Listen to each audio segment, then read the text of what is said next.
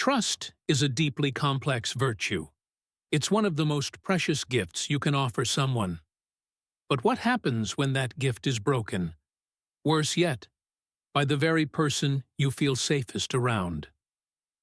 This is the heartbreaking story of 17-year-old Bernadette Walker, who confided in someone she trusted about a horrendous occurrence, only to be betrayed. But this betrayal is just the tip of the iceberg. Because on July 18, 2020, Bernadette vanished without a trace. The case of Bernadette Walker is not only terrifying, but makes you question who you can truly trust. When Bernadette asked her family for help, they offered none. Instead, they turned their backs on her. Bernadette Walker, affectionately known as B, was born on December 13, 2002, in Peterborough, Cambridgeshire, England. B was described as fun-loving, bubbly, and kind-hearted. She had a passion for art, especially photography, and her camera was a constant companion. B's dream was to move to the United States and pursue her craft after completing her studies at Peterborough College. Despite being shy around strangers, B thrived in her close circle of friends and family. She enjoyed knitting, a skill she learned from her grandmother, with whom she shared a strong bond. On the surface, B's life seemed ordinary, but behind closed doors, her home life was anything but. B's mother, Sarah Louise, parted ways with B's biological father early on, and little is known about him. Sarah's life was chaotic, with 6 children from different fathers.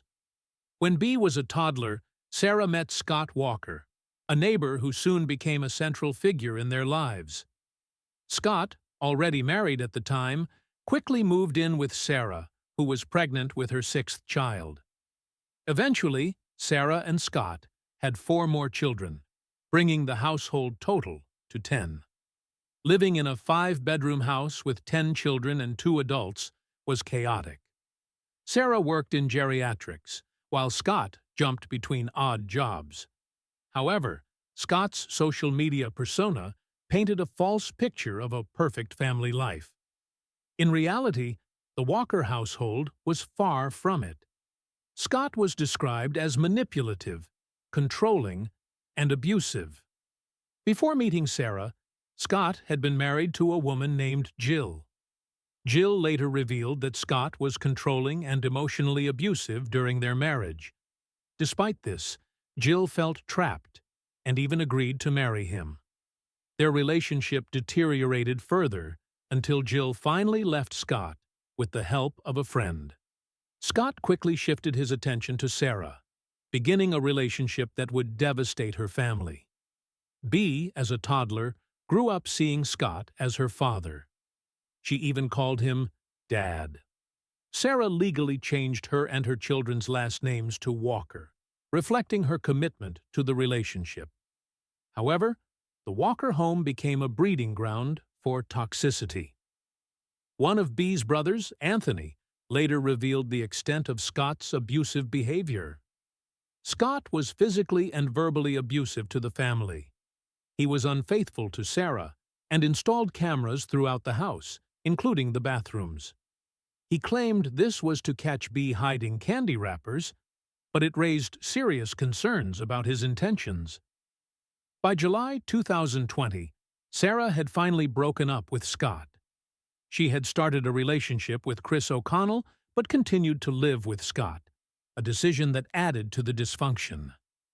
Scott imposed bizarre rules, such as limiting Sarah's visits to Chris's home to 2 days a week. On July 17, 2020, Scott took B to his parents' house in Warrington. According to Scott's parents, B appeared upset. The next morning, Scott picked B up to take her home. However, according to Scott, B opened the car door near Skaters Way and ran off. Despite his claims of trying to catch her, B was never seen again. When Scott returned home, he was visibly distraught, but Sarah didn't question his behavior. Shockingly, Sarah waited 3 days before reporting B missing. When she finally contacted the police, her story raised eyebrows. Sarah claimed to have received a text from B, stating she was staying with her ex-boyfriend, Luke. Yet, Sarah and Scott made no effort to contact Luke or confirm B's whereabouts. The police launched an investigation, searching areas in and around Peterborough. Despite their efforts, there was no sign of B. As investigators delved deeper, a chilling truth emerged. For years, B had been suffering in silence. Scott had been taking advantage of her. And when B confided in her mother, Sarah didn't believe her. Instead, Sarah called B a liar and threatened her, telling her never to speak of it again. This betrayal was devastating. B had no support from the very people who should have protected her. The police's suspicions of foul play grew as they uncovered more about the Walker household. Sarah and Scott's behavior during the investigation was questionable. Their lack of urgency and inconsistent stories painted a troubling picture. The toxic dynamics of the Walker family were now under scrutiny. Neighbors and friends revealed that the family's public image was a facade. Behind closed doors, Scott's control extended to everyone in the household. Police continued to search for B, focusing on areas Scott had visited. They also examined Scott's social media activity, which revealed his attempts to maintain a false narrative of innocence. As days turned into weeks, the hope of finding B alive began to fade. Investigators' attention turned to Scott's alibi and timeline. His story about B running away didn't add up. CCTV footage, witness accounts, and forensic evidence began to dismantle his version of events. Meanwhile, Sarah's behavior remained suspicious. Her initial reluctance to report B missing and her threats to B painted her as complicit in Scott's actions. The community was shocked as the details of the case unfolded. Friends and extended family members who knew B struggled to comprehend the betrayal she endured. The revelations about Scott's abuse and Sarah's inaction were heartbreaking. In the years since B's disappearance, her story has become a symbol of the devastating impact of abuse and betrayal. The case serves as a reminder of the importance of believing and protecting victims. While B's voice was silenced, her story has inspired others to speak out and demand justice for victims of abuse. Her legacy is a call to action for communities to support and safeguard the vulnerable. The tragic case of Bernadette Walker is a sobering reminder of the consequences of betrayal and neglect.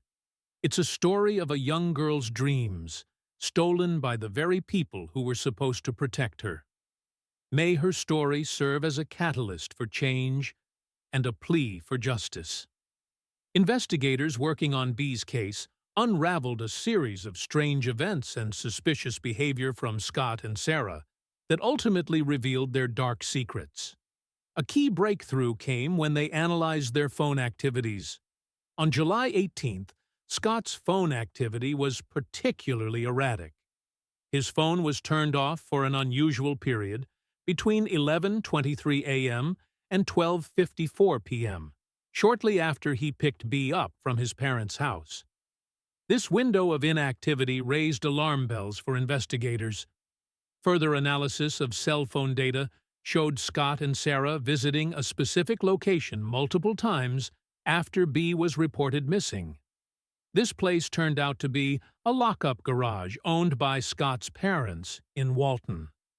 Investigators discovered that Scott had even stopped at this garage the day he was supposed to take B back home from his parents' house. This pattern of behavior prompted detectives to search the garage thoroughly. Although B herself wasn't found, the search yielded a crucial piece of evidence: her backpack. The backpack was immediately taken in as evidence, and what the officers found inside painted a grim picture of B's troubled life. Among the items in the backpack was B's diary, where she documented her thoughts and experiences over the years. One particular journal entry left investigators in shock. told my mum about my dad and the abuse. She called me a liar and threatened to kill me if I told the police. What kind of parent wouldn't believe their daughter? This heartbreaking entry revealed B's profound despair and her futile attempts to seek support from her mother, Sarah. It became clear that Sarah had betrayed B's trust in the most unimaginable way. Detectives continued their investigation by interviewing B's friends, hoping to gather more evidence about Scott's abusive behavior. To their horror, many friends confirmed B had confided in them about the abuse. One friend, Warren Naylor, shared that B had told him about Scott's predatory actions. However, on July 19th, the day after B had supposedly run away, Warren received a peculiar message from her Instagram account. The message stated she had lied about the abuse. This development puzzled investigators, as Scott had confiscated B's phone during their trip to his parents' house. How could B have sent messages if she didn't have access to her phone? The case took another shocking turn when detectives discovered that Sarah was behind these messages. Posing as B, Sarah used her daughter's phone to send messages to friends and family, attempting to create the illusion that B was still alive and had retracted her allegations. The investigators' theory became more horrifying. After B confided in Sarah about Scott's abuse, Scott likely attacked B in a fit of rage on the way back to her home. It was alleged that Scott, unwilling to face the consequences of his actions, took B's life during the 91 minutes his phone was turned off. The first call Scott made after turning his phone back on was to Sarah, lasting 9 minutes. Detectives speculated this call involved the pair plotting how to cover up B's murder. Sarah's involvement in the cover-up was particularly chilling. Despite knowing the truth about B's tragic fate, she actively worked with Scott to fabricate a narrative. By sending fake messages from B's phone, Sarah contributed to the ruse that B was still in contact with her loved ones. This heartless deception further underscored Sarah's lack of concern for her daughter's well-being. The investigators also noted Scott and Sarah's deliberate attempts to mislead law enforcement. Both of them behaved as though they were oblivious to B's whereabouts, while covertly hiding the truth. Detectives gathered statements from B's friends and her brother, Anthony, all of whom corroborated the allegations of abuse. Anthony also revealed that Scott had installed hidden cameras throughout the house, including in the bathroom, under the pretense of catching B hiding candy. However, the true purpose of these cameras was far more sinister. On September 14, 2020, Scott and Sarah Walker were arrested on charges of murder and perverting the course of justice. Despite extensive efforts, investigators were unable to locate B's body. Nevertheless, the overwhelming circumstantial evidence, combined with witness testimonies and documented patterns of abuse, made a compelling case against Scott and Sarah. The trial posed challenges due to the absence of a body, but the prosecution presented damning evidence to establish their guilt. Statements from B's friends painted a vivid picture of the abuse she endured. Scott's defense included audacious claims denying his predatory actions and justifying the hidden cameras with baseless excuses. However, the jury was not convinced by his feeble explanations. A chilling detail emerged during the investigation. A Facebook post by B when she updated her relationship status to "in a relationship" with her boyfriend, Luke. Under this post, Scott left an unsettling comment. "Any boy who kisses you better have the image of me in your head." This inappropriate and possessive remark further exposed Scott's disturbing mindset. Detectives pieced together a timeline of events leading up to B's disappearance. The evidence pointed overwhelmingly to Scott's guilt, with Sarah as an accomplice. Her betrayal of her own daughter was as appalling as Scott's heinous actions. Despite their conviction, the mystery surrounding B's fate remains unresolved. Scott and Sarah's refusal to disclose what truly happened to Bea adds to the anguish of those who loved her. Bea's friends and family continue to grieve her loss, haunted by the knowledge of her suffering. Scott and Sarah's actions shocked everyone who learned about the case. They embodied the ultimate betrayal, prioritizing their selfish desires over the well-being of an innocent girl.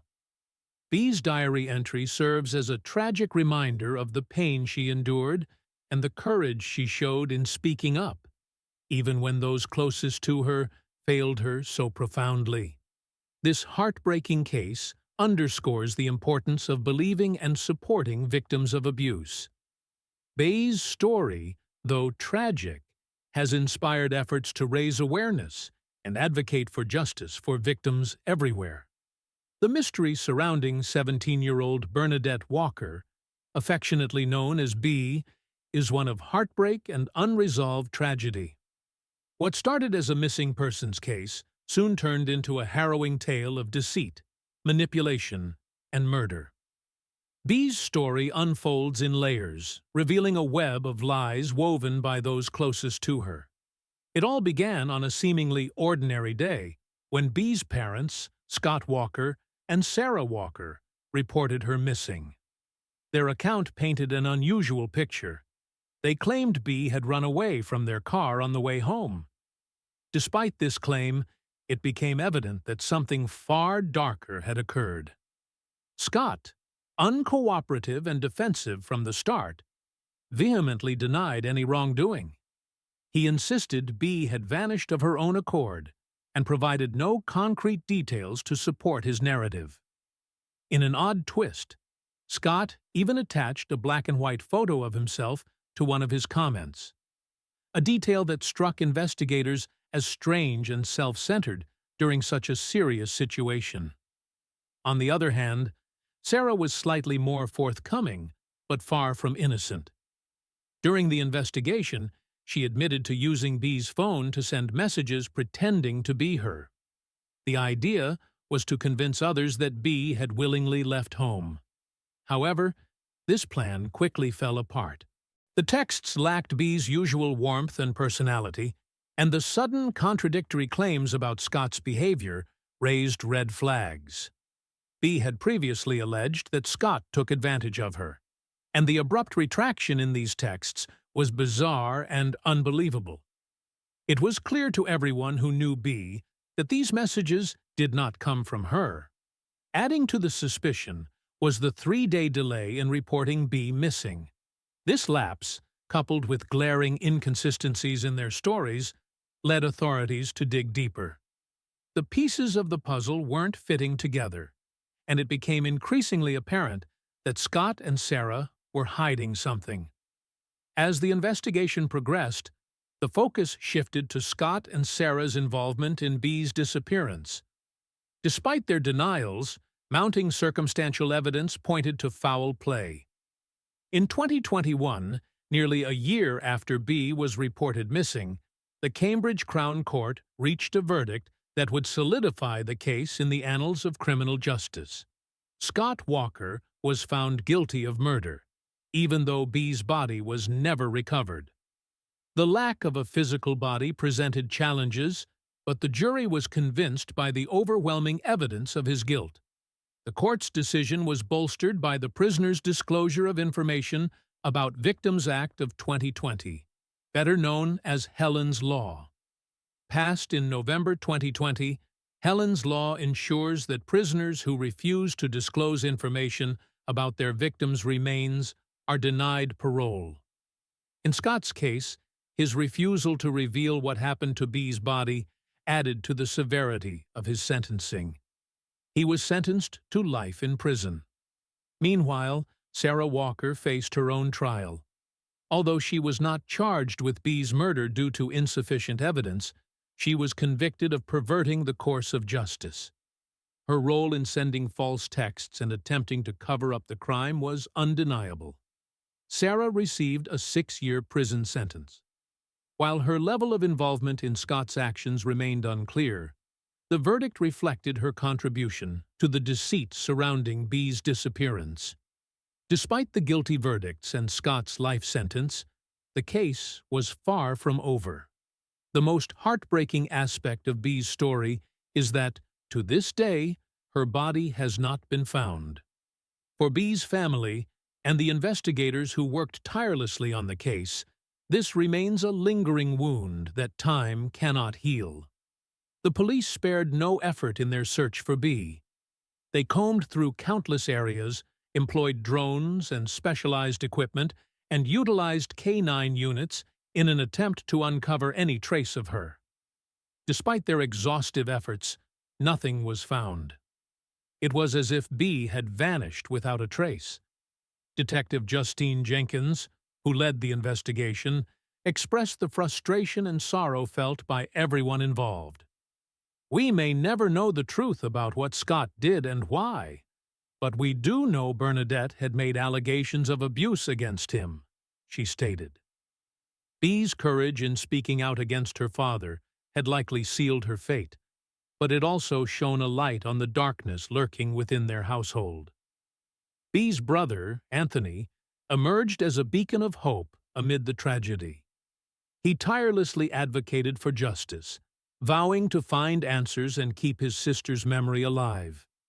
Anthony's determination and resilience were a testament to the love and bond he shared with Bee. Yet, as the years passed, the absence of closure weighed heavily on him and the rest of the family. In a surprising turn of events, Scott Walker's life came to an end on December 22, 2023, while he was incarcerated at HM Prison, Full Sutton. At the age of 53, Scott passed away, bringing a sudden end to his notorious existence. While some might have viewed his death as a form of justice, it also meant the permanent loss of any chance to uncover the truth about Bee's final moments and the location of her body. For Bee's siblings and loved ones, Scott's silence in his final years was a cruel and calculated act. Many believed he withheld this crucial information to maintain a semblance of control, even from behind bars. It was a final act of defiance, designed to inflict further pain on those who cared about Bee. Scott's refusal to disclose what he did with Bee's body remains one of the most chilling aspects of this case. Even after his conviction, he chose to prioritize his twisted desire for power over providing the grieving family with closure. This deliberate act of withholding added to the family's torment, leaving them with questions that may never be answered. Bee was more than just a victim. She was a talented photographer with a passion for capturing the beauty of the world around her. Friends and family remember her as someone who saw the good in everyone, even in her father, who ultimately betrayed her trust in the most horrifying way. Despite the hardships she faced, Bee remained resilient and kind-hearted. Her love for photography was an outlet for her creativity and a means of XP. Despite the hardships she faced, Bee remained resilient and kind-hearted. Her love for photography was an outlet for her creativity and a means of expressing her unique perspective. Those who knew Bee described her as a bright and vibrant individual whose potential was tragically cut short. The story of Bernadette Walker serves as a sober reminder of the importance of believing and protecting victims of abuse. Bee's bravery in speaking out against Scott should have been met with support and action. Instead, she faced a devastating betrayal that ended her life. For those left behind, the pain of losing Bee is compounded by the lack of closure. Her family, especially her brother Anthony, continues to fight for answers and keep her memory alive. The search for Bee's remains may have stalled, but the determination to honor her legacy has not wavered. Bee's case has also highlighted systemic issues in how abuse allegations are handled and the challenges of pursuing justice in the absence of a body. It is a case that will continue to resonate as a cautionary tale and a call to action for greater vigilance and compassion in protecting the vulnerable. This is one of those cases that truly feels unbearable. It's heartbreaking, and it just sucks. I wish there was something more we could do to change it, to fix it. But sometimes situations like these are out of our hands. The tragedy here is overwhelming, and while we can't change the past, we have to hope that we can still impact the future. Sarah is set to be released from prison in 2027. What happens next is anyone's guess. The impact of her actions will continue to ripple through the lives of others long after she's served her time. There are 9 children she gave birth to, and their futures are uncertain. What they've endured is unimaginable, and all we can hope is that they're able to find a path forward despite the scars left behind. But then there's Sarah herself. Can someone so deeply entrenched in their wrongdoings turn their life around? Can redemption find its way to someone who has caused so much pain? These are tough questions, and while I believe in redemption in principle, in this case, I'm not sure it's possible. Maybe it is. Maybe Sarah will prove the skeptics wrong, but we've also got to be honest about the weight of her actions. Sometimes, people don't come back from the person they were, and maybe that's okay to admit. Redemption is always a possibility.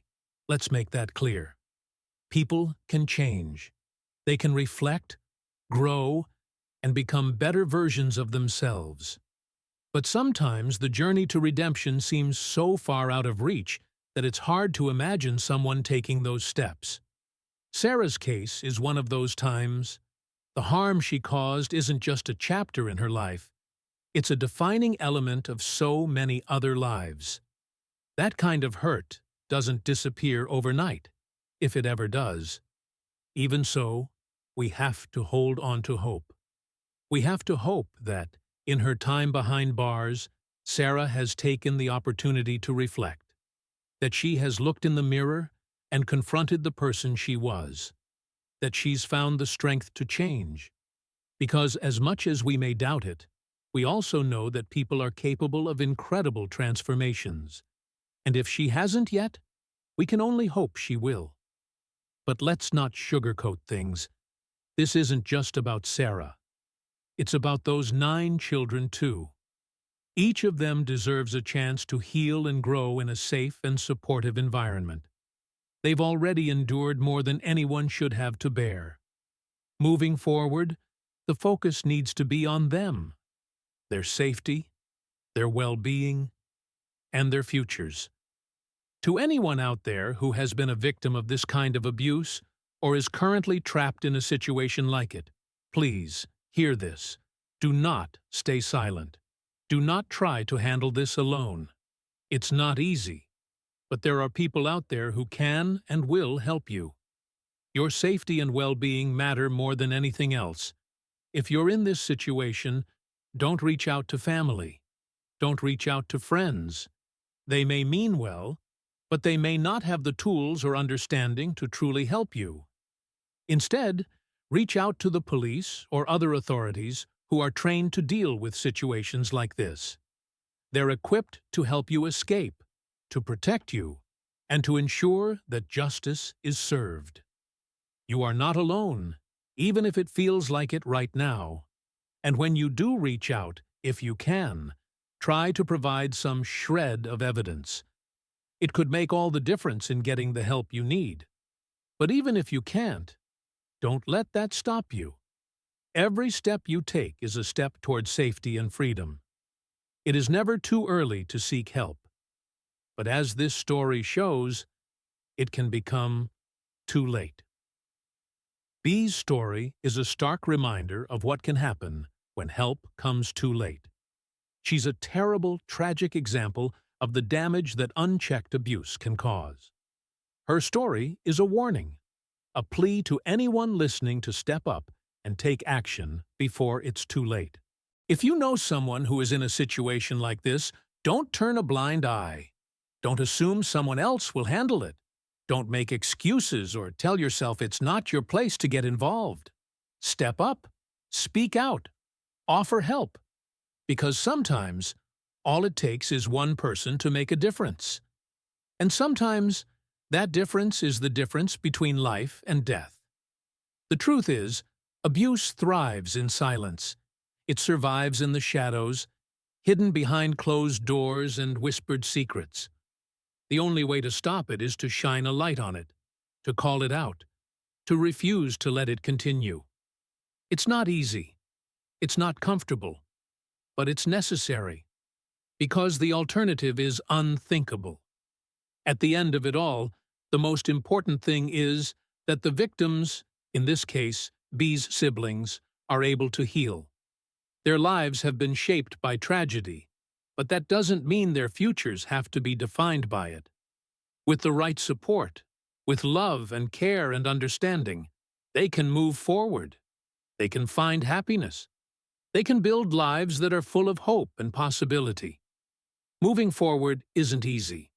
It's a process that takes time, effort, and often professional help. But it is possible. And it's worth it. Because at the end of the day, everyone deserves a chance to move on, to heal, and to find peace. The past may shape us, but it doesn't have to define us. We can choose to rise above it, to learn from it, and to grow.